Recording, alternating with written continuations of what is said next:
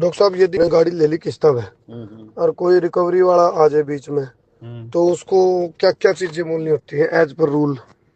देखो, as per rule तो करमू भाई, सबसे पहली जो बात है ना, वो है जिसके पास गाड़ी है उसको अवेयर होना। हम्म। उसने पता होना चाहिए कि रिकवरी वाला कौन कौन रुकवा सके है, कब कब रुकवा सके गाड़ी ने। हम्म। पहला नंबर, सड़क पे चलते हुए रिकवरी वाला गाड़ी नहीं रुकवा सकता। ओके। नंबर दो, अगर उधर रुकवा ली हम्म। तो गाड़ी से नीचे उतरने के लिए मजबूर नहीं कर सकता, आपकी हम्म। चाबी नहीं छीन सकता।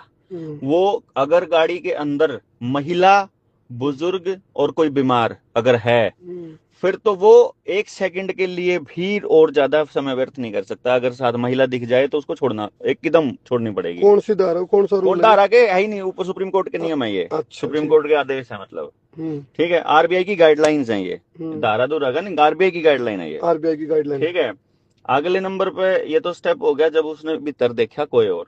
हम्म। तीसरे नंबर पे जो बंदा होता है, वो उसके पास मतलब डीआरए की एजेंसी है या नहीं है, हम्म। डेब्ट रिकवरी एजेंट, हम्म। यानी कि जो कर्ज की रिकवरी की एजेंसी होती है एक, हम्म। उस एजेंसी को बकायदा ट्रेनिंग दी जाती है कि सुबह इतने बजे से लेके इतने बजे तक ही आप रिकवरी की प्रोसेस को अंजाम दे सकते हो। हम्म। और जब आपको वो गाड़ी दिखाई दे जो बैंक ने अपने पैनल पे डाली हुई है कि इसकी किस्तें नहीं आई हैं, उस टाइम पर उस गाड़ी को वो घर से जाएंगे और घर पे मालिक को कन्विंस करेंगे हम्म। इज्जत के साथ कि हम्म। तुमने अगर किस्तें नहीं दी तो ये गड़बड़ हो जाएगी। अच्छा। मतलब जबरदस्ती वो गाड़ी आपसे नहीं ले सकते। ये एक ठीक। पॉइंट है जो सबसे इंपॉर्टेंट, कि ठीक। वो ये नहीं कह सकते कि पीछे नहीं दिए तो गाड़ी दे। हम्म। अगला पॉइंट है, किसी और के सामने नहीं कह सकते। हम्म। जिसने लोन ले रखा है उसके अतिरिक्त कोई और व्यक्ति अगर वहां मौजूद है तो भी नहीं कह सकते। वो आदमी उनके ऊपर मानहानि का मुकदमा कर सकता है, रोनते फिरेंगे सारे के सारे। यानी कि उसकी बेइज्जती नहीं हाँ, कर सकते। बेइज्जती नहीं कर सकते। हम्म।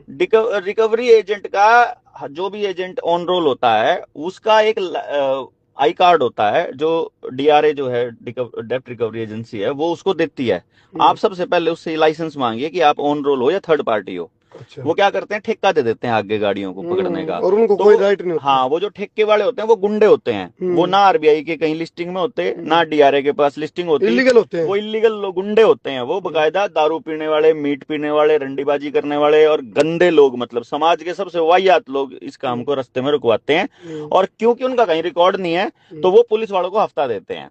तो अच्छा। पुलिस वाले जो थानेदार है उसके पास हर महीने पैसा जाता है इस चीज के नाम का, कि अगर तुम्हारे पास कोई मतलब आ जाए तो तुमने उसको अड़काना है कि किस्त दे और गाड़ी किस्त जमा कर। हम्म। तो किस्त जमा नहीं करेगा तो गाड़ी तो उठा के ले जाएंगे।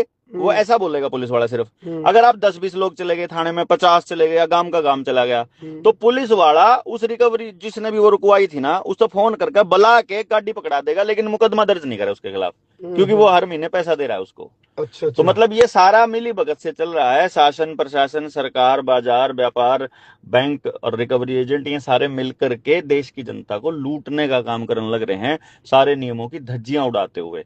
उसने, मालिक ने पता नहीं होता बेचारा, वो डर जाए, जानकारी के अभाव में वो लोग उसकी गाड़ी को हाथ लगा लेते हैं, उसके घर में आ जाते हैं। हम्म। अगर पुलिस प्रशासन ना हो, अगर बैंकों की रखैल ना बने, ये सिस्टम, ये हम्म। पूरी व्यवस्था, हम्म। बैंकों की रखैल, क्योंकि पैसे के लिए कर दिया ना सारा काम, हम्म। तो किसी बैंक वाले की औकात नहीं है आपसे कुछ भी रिसीव कर ले, ये आरबीआई की गाइडलाइंस के मुताबिक।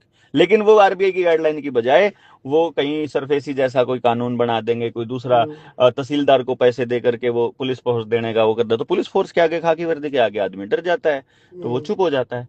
लेकिन बहुत जल्दी जनता, सरकार और मोर्चा इनके पंखे पाड़ने वाला है। अच्छा, ये और बताओ डॉक्टर साहब, यदि गाड़ी जिसके नाम से लोन पास हो रहा हम्म। हूँ, उस टाइम उस गाड़ी में वो है ही नहीं और कोई दूसरा उसको ड्राइव कर रहा है। मतलब ही नहीं, कुछ नहीं कह सकता वो, उसको पूछ क्या भी नहीं सकता कि इस गाड़ी की किस्त नहीं गई। अच्छा। वो पहले पूछेगा, हम्म। ये गाड़ी भाई संदीप के नाम है? हाँ, संदीप के नाम है। हम्म। आप संदीप ही हो? हम्म। और वो बोलेगा हाँ मैं संदीप हूँ। हम्म। तो वो आगे बात करेगा, अगर कोई और है तो बोलेगा जा। हाँ। और उसको ऐसा करना चाहिए, लेकिन नहीं, वो करते नहीं। तो वो तो ये वो तो तो फिर हमारी। संदीप संदीप कहेगा ना जाके मेरी हाँ, गाड़ी चोरी हो रही है, बिल्कुल बिल्कुल, तब वेरी जाके तो पुलिस या बिल्कुल फिर कोई एक्शन बिल्कुल हो। बिल्कुल बिल्कुल, और एग्जैक्टली। सिबिल को लेकर के क्या कहना चाहोगे जी, इसमें सिबिल? सिबिल एक बहुत बड़ा फ्रॉड है।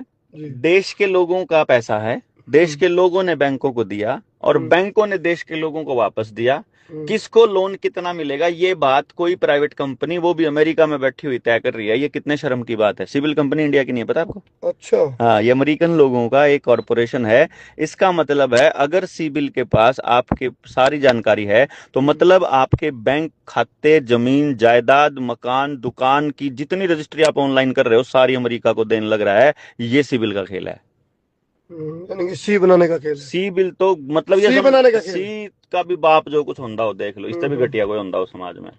चलो जी डॉक्टर साहब, बहुत बहुत धन्यवाद। आपने ये जो ज्ञानवर्धन किया इसको मैं ऑडियंस तक पहुंचाने की कोशिश करूंगा ताकि लोगों को जागरूकता हो और अपने अधिकारों को वो समझे और उनको इम्प्लीमेंट करें। एक्सेस करें उसको। ठीक, बहुत बहुत धन्यवाद डॉक्टर साहब। धन्यवाद। ओके जी।